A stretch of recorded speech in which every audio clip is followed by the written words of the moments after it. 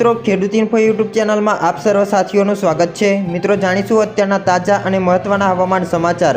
તો મિત્રો, ચેનલમાં નવા છો તો ખાસ કરીને વિડીયોને દિલથી એક લાઇક કરી ચેનલને સબસ્ક્રાઇબ કરી દેજો, જેથી મિત્રો તમને દરરોજના તાજા અને મહત્વના ચોમાસા અંગેના હવામાન સમાચાર મળતા રહે। ગુજરાતમાં ચોમાસું જોરદાર જામી રહ્યું છે। ક્યાંક મેઘરાજા ધોધમાર વરસી રહ્યા છે તો ક્યાંક વરસાદી ઝાપટા જોવા મળી રહ્યા છે।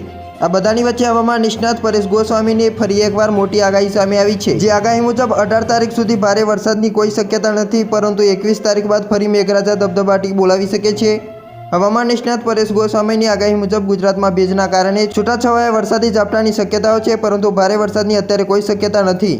ઉલ્લેખનીય છે કે બંગાળની ખાડી અને અરબી સમુદ્રમાં હાલ કોઈ સિસ્ટમ એક્ટિવ નથી, જેના પગલે ગુજરાતમાં ભારે વરસાદની શક્યતા દેખાતી નથી। જ્યારે 18 તારીખ બાદ અરબી સમુદ્રમાં વરસાદની સિસ્ટમ એક્ટિવ થશે, જેના પગલે 21 ઓગસ્ટ સુધીમાં કેટલાક વિસ્તારોમાં સામાન્યથી મધ્યમ વરસાદની શક્યતાઓ છે।